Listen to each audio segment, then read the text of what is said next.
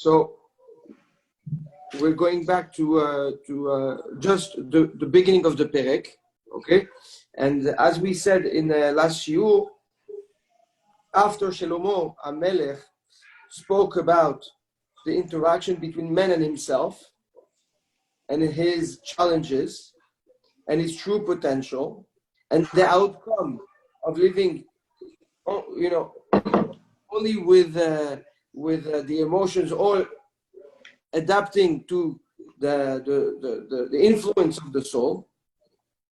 The Shlomo HaMelech now introduces a third factor, a third dimension that is called time. We discussed the difference between the time and the moment, and we've addressed also in pasuk Bet and Gimel.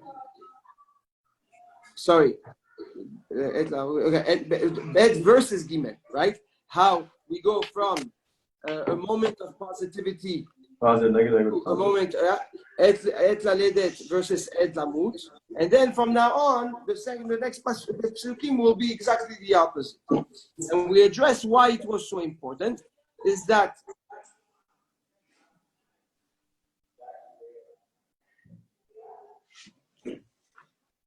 Et Laledet, you come to create, you come to generate, you come to produce plants, okay? And definitely not to harvest anything right away. So you plan for the future, you adapt yourself so that you can generate all efforts that will yield a future after you. But at the end, Et Lamut, right? There's an end. There's the end. And how do you tackle that? And how do you approach and secure this perspective in life? It's exactly the opposite, right? And that's what he introduces from Pasuk Gimel, is that you have to first be aware of the negativity, of the challenges, in order to be able to value and approach better the positive aspect of things.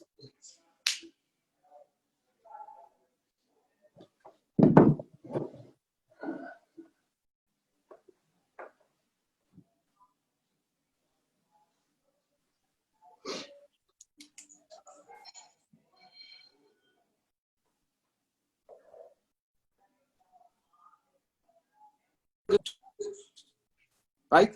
If in a situation, a relationship, a business, you can only fix it if you have the guts and the ability and the knowledge that at one point you're going to have to stop it. If you fix something thinking that it can always be fixed, and there's no understanding that you can actually, you might have to kill it and stop it and close it, you're going to go bankrupt. So that's the optic that Shlomo HaMelech introduces. Et lifrot ve'et livnot. You have to be able to break down something in order to build something, right? If you're not able to break something, if you buy a house and there's an old house, if you don't have the heart.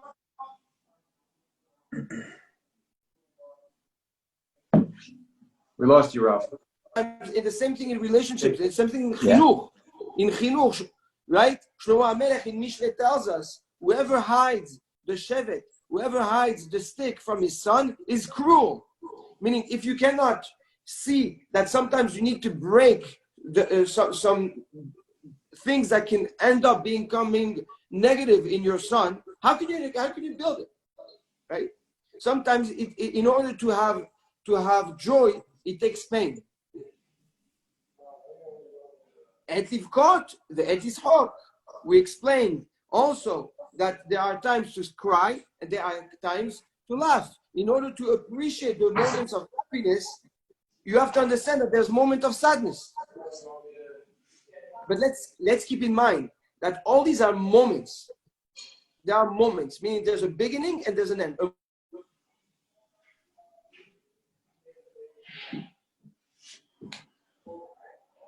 Right? That's all it is. Wait, Rob, you keep freezing. Is it? Maybe it's me. No, it's not you. I'm getting it also. I missed your last few lines, Rav.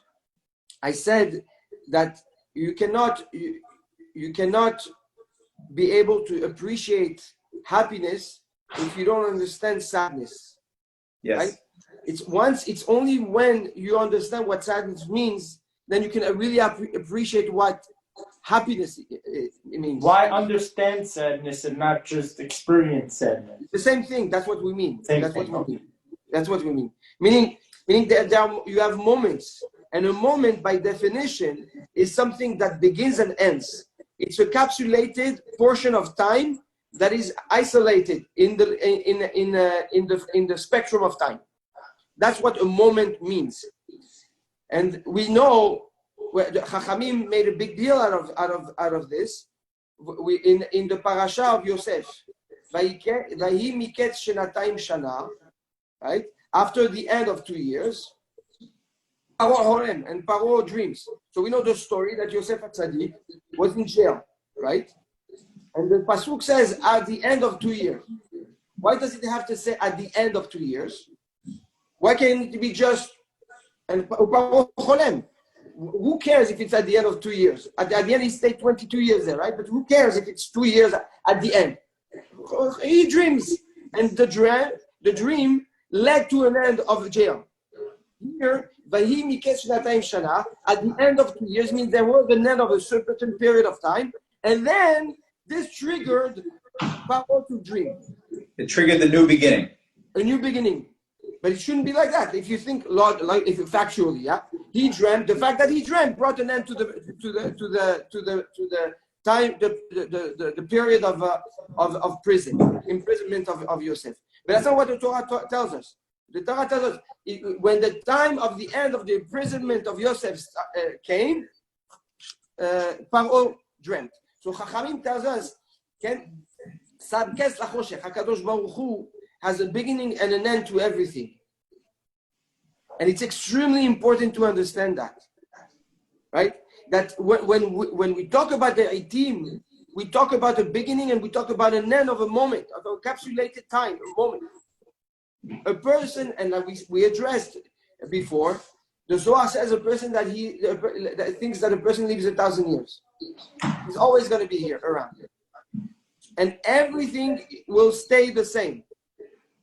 The great time, the health, the beautiful moment in a relationship, or sometimes the opposite. People get depressed because they think that the lack of success is just a de facto. It's never going to change.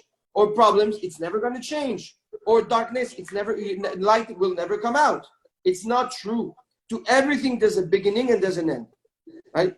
So, when you're talking about good moments, like that's what Yosef was, right? Yosef understood that there's a beginning and end to the moments of abundance in Egypt, and there's a moment and an end to the moments of darkness and famine in Egypt.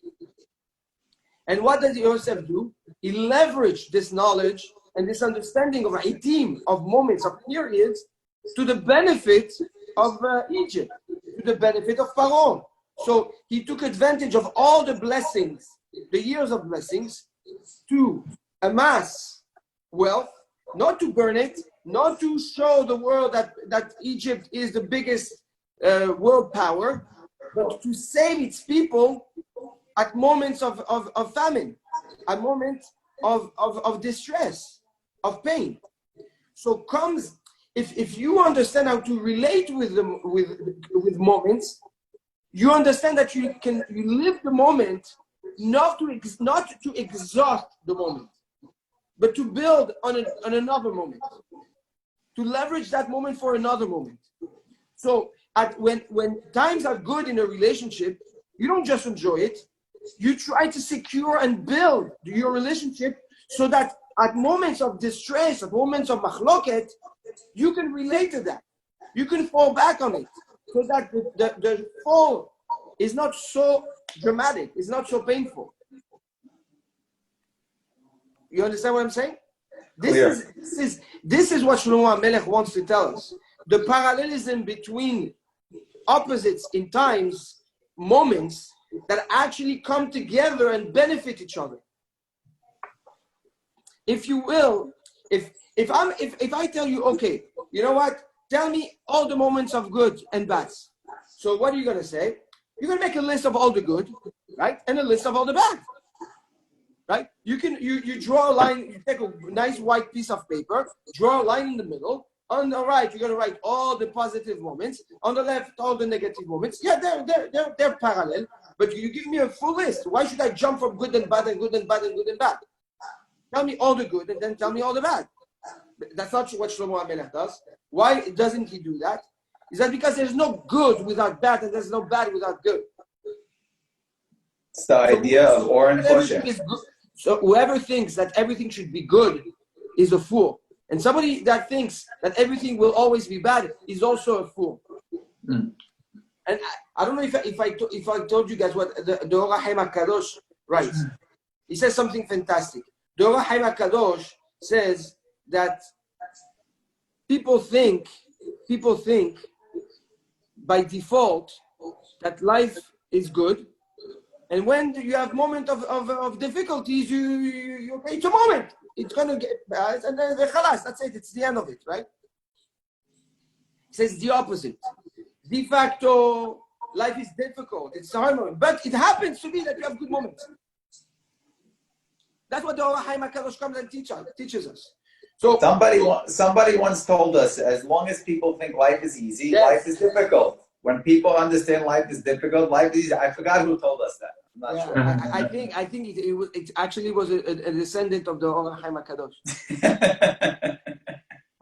8th generation. There's Proud to moments, be. there's good and there's bad that last people for lifetime. No. A scenario. No.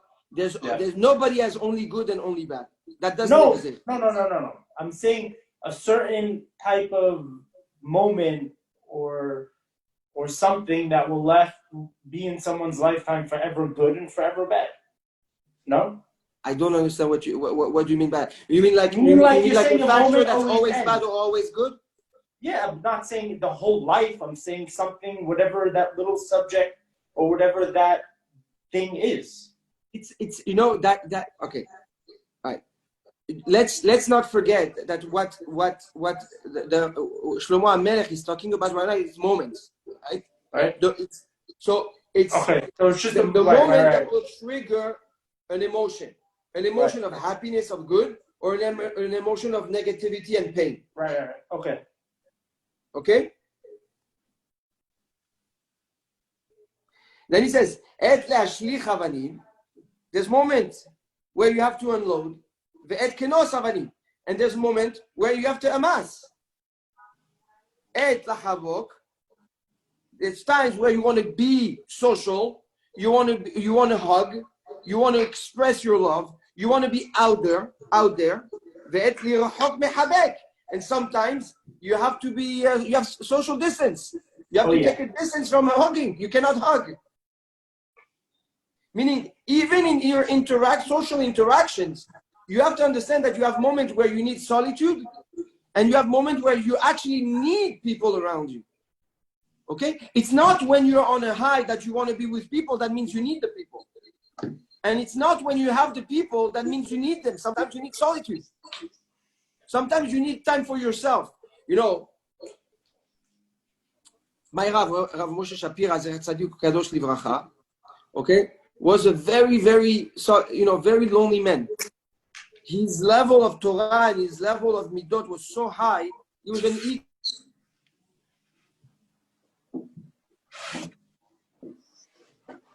We lost you again. For himself. Rob, we lost you.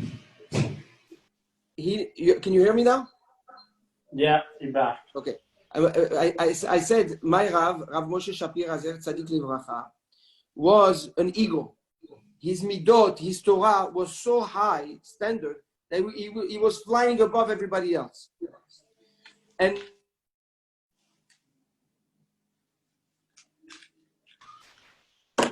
Hashem doesn't want us to hear about this rabbi, I guess. Dude, you can't give him the Wi-Fi?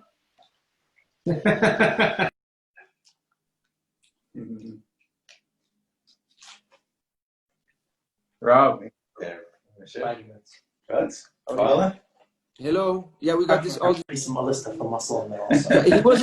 He was an eagle, and he was flying so high. He was flying so high that he needed time himself. He needed to take a lot of time to be able to dive into his Torah that he wanted to get to. And every time he went out and he taught the Torah, he became a different person. He became a giver versus a receiver. So a person needs to know that you have time where you need to be alone. And it's important to be alone. And it's important to unload, right? And be light. And there's times where you have to be more heavy. You have to be more concentrated in amassing and in absorbing. And be also giving. So there is this balance a person must be able to control. There are times where you ask, and there are times where you lose. Yes, times where you need to be a protective, and there are times where you have to let go. Like a relationship, a parent needs to know when to protect his child, but also when to let the child go when the child gets married. Time to reap, and there's time to sow. Sometimes you have to be quiet, and sometimes you have to know when to speak. Times to love, time to hate. There's time to go to war. There's time to be in peace. It reminds me very much of Rambam's philosophy of, Hilchot Dehot and living in the middle and balancing each attribute. Yes. So very good. So now you're saying something very important. The only way you can be able to relate to these moments is if you're in none of them. If you're always in the middle. Meaning, if you're parve, if you are free from the vacuum effect of those moments on an emotion level, you can actually interact with the moment, not be the moment. Because when you are the moment, you get lost. You can interact with the moment. You can learn from the moment. You can impact the moment. But you can never be the moment. If you are the moment, you lose yourself totally. Rav, is it safe to say, all the religious Jews, that are dressing up, they study all day and they're super religious, right? Is it safe to say they don't know these secrets that we're learning right now, the secrets of living above the sun and below the sun, and they're more focused on just the laws on the day-to-day life, how to be clean in the kitchen, how to... Most of the people, okay? I will tell you what the Admor Migor said. The Imre Emet. We spoke about him and the Chafetz Chaim last time. The Imre Emet heard that there was one doctor that did teshuvah. At the time of the Chafetz Chaim, people didn't do teshuvah. They didn't have the concept of teshuvah, right? Or you were a scholar and you were like almost an atheist, or you were very religious. Or you had your religion, but we never heard of somebody that was an atheist and an intellectual that let go of all this social pride and everything and became religious. At the time, it was like a downgrade. Nobody wanted to marry, the daughter of somebody religious, of a rabbi. Yeah, there were nobodies. So somebody came to the Admor of Gur, and told him, we heard that Dr. whatever his name is, he did teshuvah. So he said, Baruch Hashem, the wisdom of teshuvah, the ruach, the spirit of teshuvah came to the world. Chaval achilonim lakhu et ze. Chaval that the non-religious took it. You understand? The Imre Emet says that the teshuvah came down, but the non-religious took it. They started doing teshuvah. Chaval, the religious should take this ruach, the spirit of teshuvah, and do teshuvah. Okay, going back to what you were saying, the answer is yes. there's a lot of de facto and a lot of preset mind that unfortunately freezes and handicap a lot of religious people from opening their eyes and becoming vibrant. They're more robots. It's a good thing that they're religious. It's beautiful, but it's chaval that they don't live their Torah. Now, no, that's a majority, but you have a lot of people also that live their Torah. You know that. Yes, the answer to your question, it's safe to say that a lot of people, a lot of rabbanim, will never know or want to know, what we're learning. Simply because it's who needs that? You do what you have to do, and that's it. Don't ask questions. But we're a religion of question. Right? If you look at the Gemara, it's all about question. It's all about pressing and pressing and pressing until we get to the innermost essence of what we're reading. Frozen.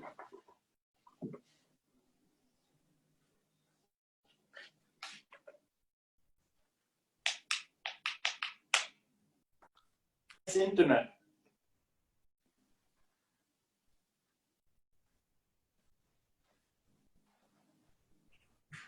Okay. So yes, it is safe to say what that we need to. And the question to answer your question, Stanley, the answer is yes.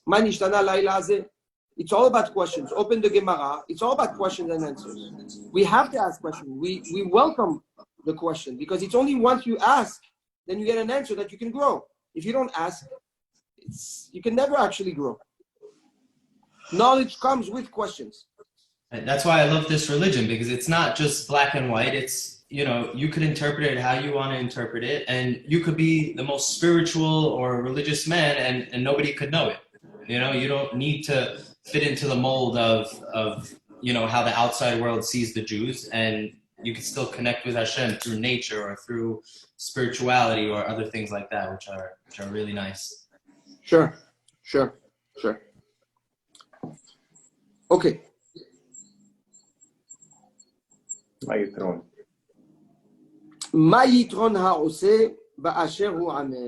And now he's going back. He said, after we've said all this, right? After we've shown that you have moments that have an impact, an emotional impact on a person, and those moments are like opposites, and there's so many facets of time and so many facets of different interactions with time and with situation. So doesn't matter if you focus on one thing, there's always going to be a situation that's going to come and swipe you. So what are you building?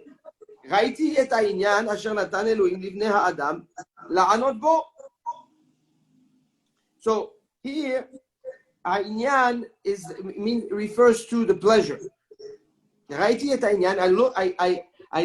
looked at the pleasure that God gave to man, and when he says God, he says Elokim. Elokim means the pleasures of this world, the physical pleasure.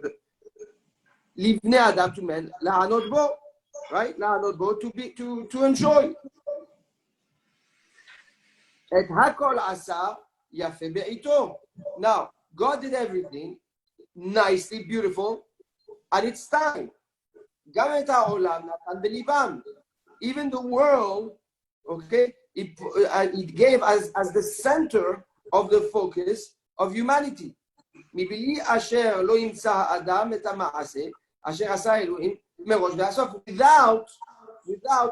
an impulsive focus or an impulsive obligation for man to only see God and have to, or not to only see God, to have to see God through nature. Meaning he created nature, he created something fantastic, something beautiful, something that's immense and unbelievable, yet he didn't put his face in front of you and say, hey, this is who I am.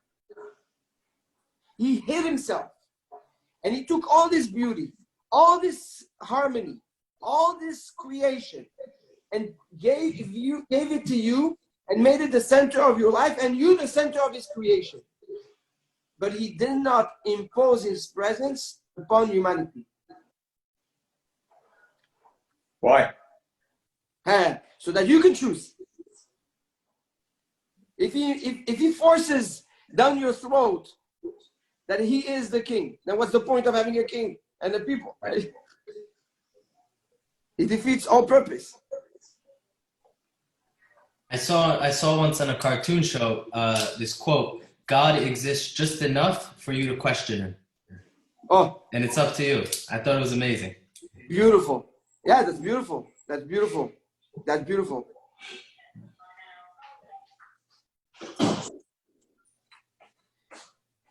So here, Shlomo HaMelech throws, he throws us a little bit of a curveball.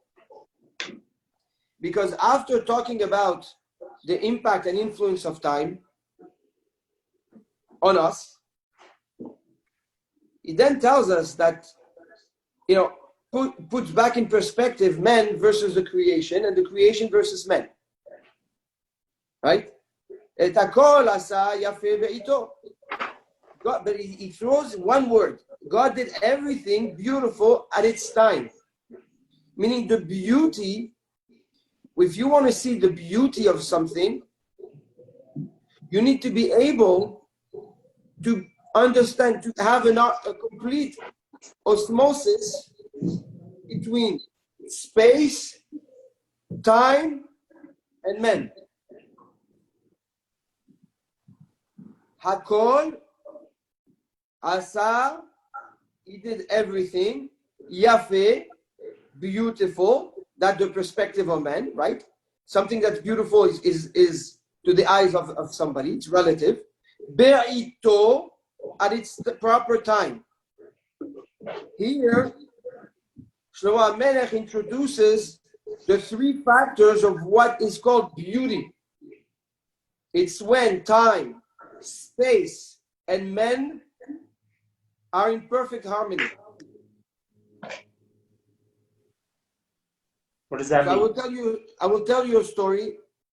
My mashgiach, in one of the first yeshivot I've learned, who was one of the most impactful rabbis in my life, Rabbi David Elaluf. He was in big Talmid Chacham. Once he was in France, and he went to visit a very wealthy man to discuss, the needs of the yeshiva. And it was a man that knew the rabbi very well.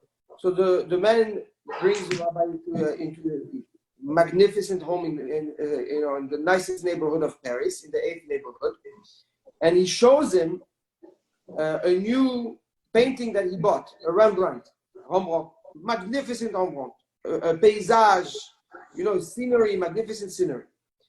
And my rabbi was in awe.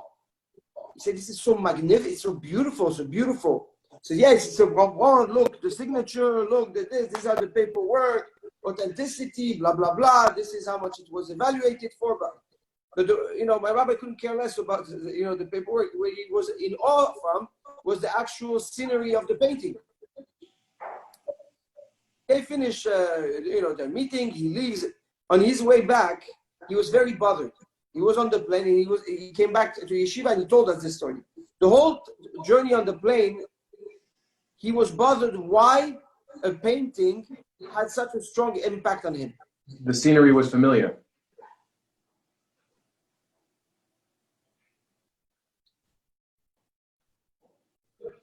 The scenery was familiar to him? No. He just saw this. So he finally understood. He said, why was this painting so beautiful? He said, because the colors, the shades, the proportion, everything was perfect. The colors, everything was at its right place. That's what made it so beautiful.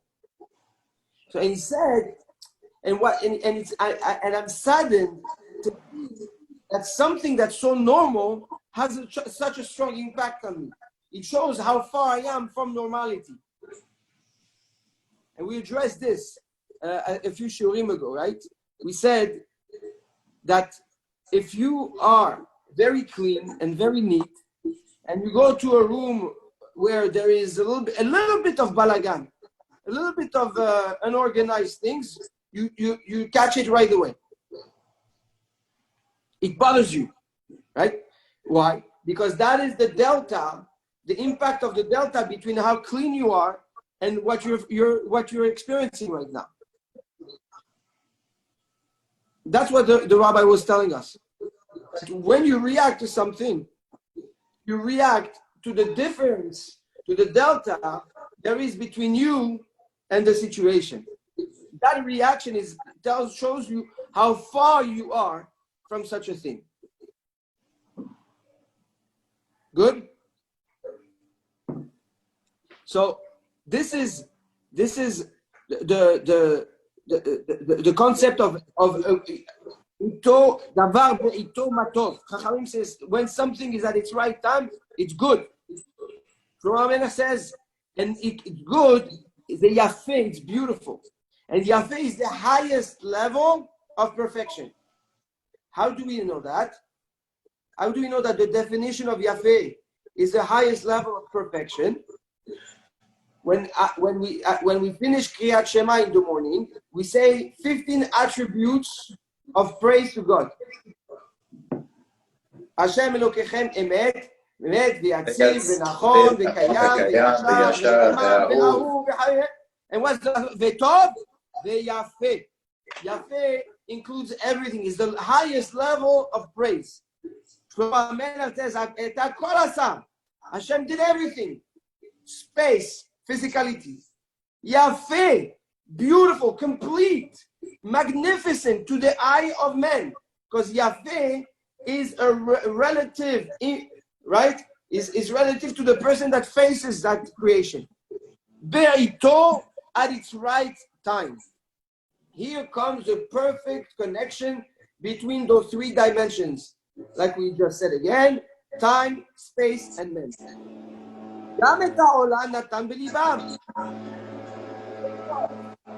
The world as the center of our lives. Meaning he gave us the ability to see, to relate to that beauty and to that perfection.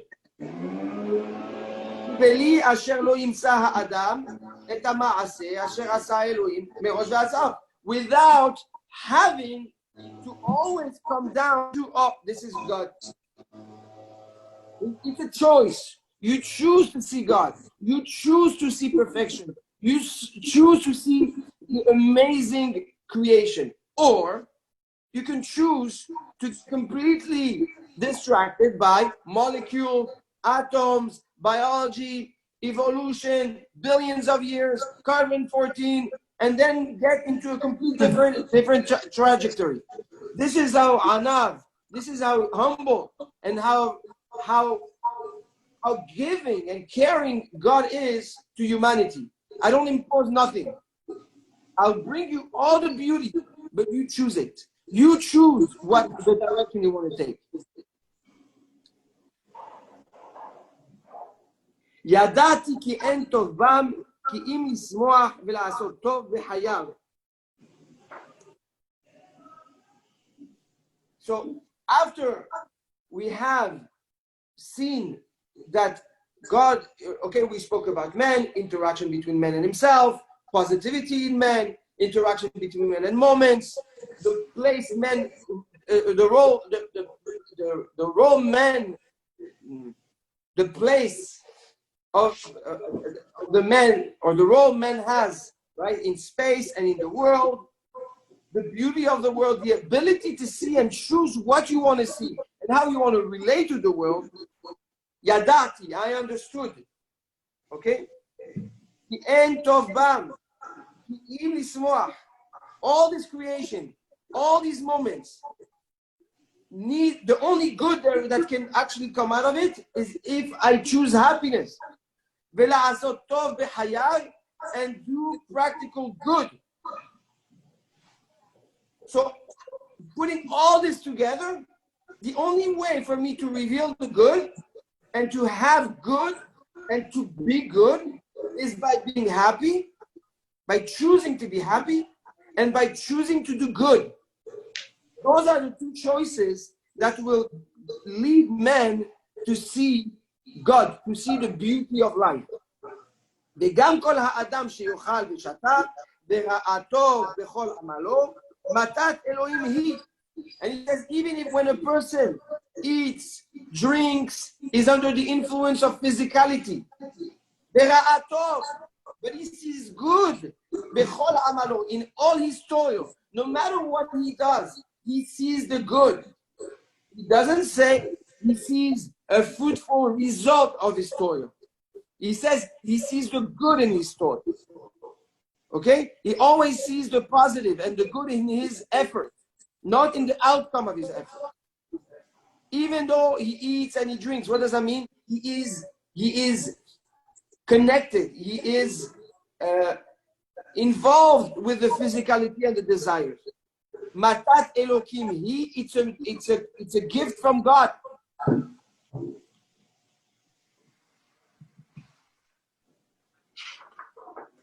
Okay? It's a gift God gives you. It's a gift of nature.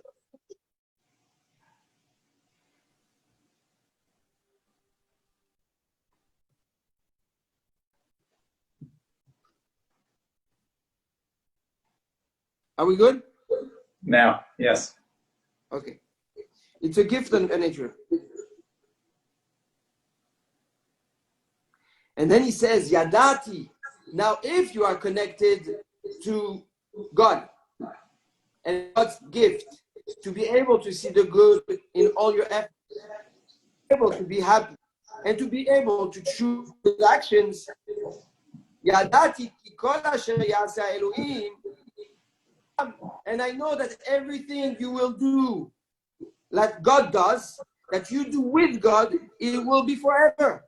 Alav en leosif, because there's nothing you can add to God, and there's nothing you can take away from God. It's an act of God. Why? In order to fear Him. What does that mean? The following: God did everything with happiness, with good actions, with the ability to see the good, okay, and to be satisfied in your act, in what you realize that God everything, a creation that you cannot add or take away from, right? Once you get to that realization, you're able, and that everything is from God, that you can fear Him. Not fear Him because He's going to give you a slap in the face, but fear Him from awe.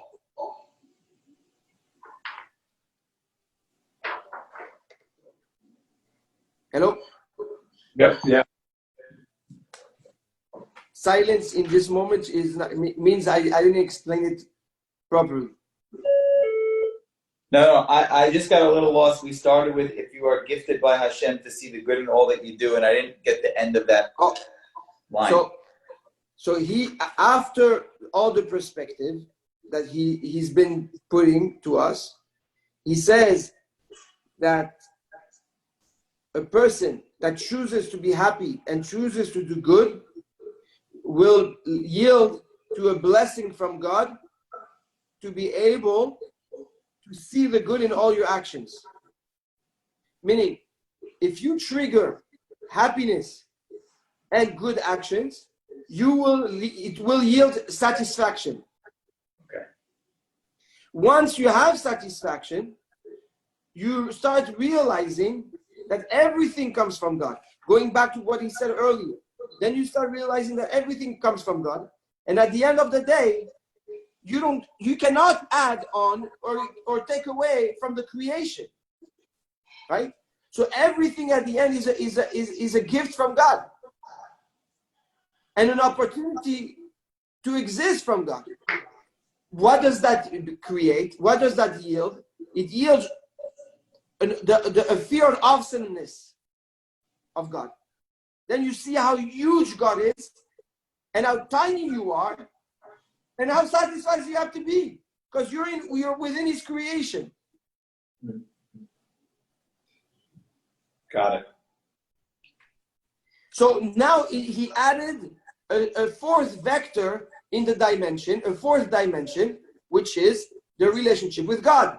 He spoke about the relationship between man, space, time, and God. Fourth dimension.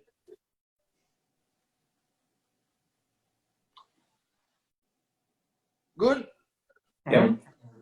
So if we just take a pause for a second and we recap, okay? So that we can learn from Shlomo's philosophy on how to build up yourself.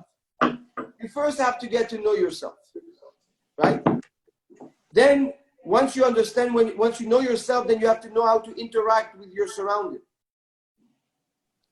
Number 2. Number 3, you have to also interact with your surrounding, but understand how to interact with time. There's times you control, and there's moments you don't. So you have to control in time and how you have to interact with time. Right? So now it's even further. It's you and your surrounding, you and the moment. The moment is much further than you, right? Then it's further in in terms of control. To finally introduce the fourth dimension of God within your world. How does God fit within all this creation? And how do you fit in His creation? So how does God fit in your world and how you fit in His world? This is the work a person needs to do in order to be in awe of God. If you want to be amazed by God, those are the steps you have to take.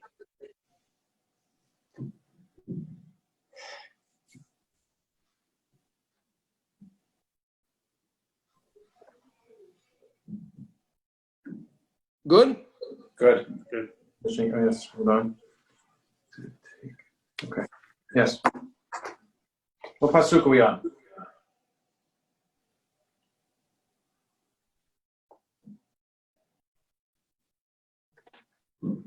We're gonna stop here because now we're shifting to something else. Okay, Here we have. I'm sorry.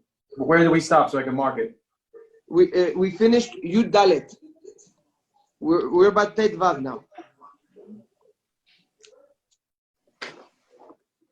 Do you see the build up of a person, and how even the satisfaction of your actions are not in your hands unless your actions.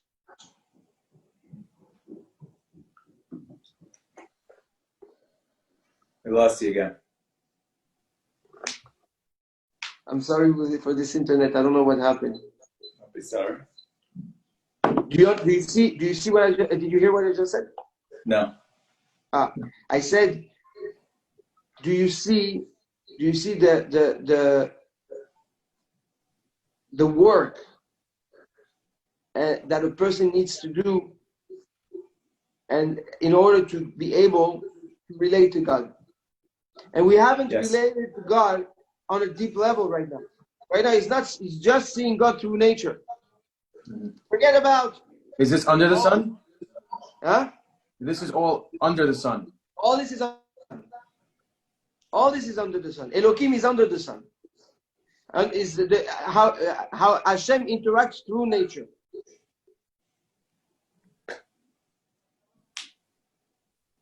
But it shows us that happiness is a choice. It shows us. It tells us also that good actions is also our choice. But it also tells us that to be able to have satisfaction, that's only an outcome. Satisfaction is an outcome of the two choices we need to make: proactive good and happiness. Meaning, if you think you can be satisfied with something else, you're fooling yourself. Satisfaction is an outcome from proactive good? Is an outcome of proactive good and happiness. It's very deep. It's very deep. Yeah. It's very, very deep. טוב. I like deep. בעזרת השם. בלי נדר, tonight, the show will be לעילוי נשמת. Papa for the Ariyat. Thank you. Beautiful. Thank you, Rav. Thank you. שיהיה יום טוב, יום נפלא ומבורך בעזרת השם. והתורה הזה תהיה לעילוי נשמתו. Thank you, Rav. And love you, Rob. Thank you. Love you guys. Bye, boys. See you later.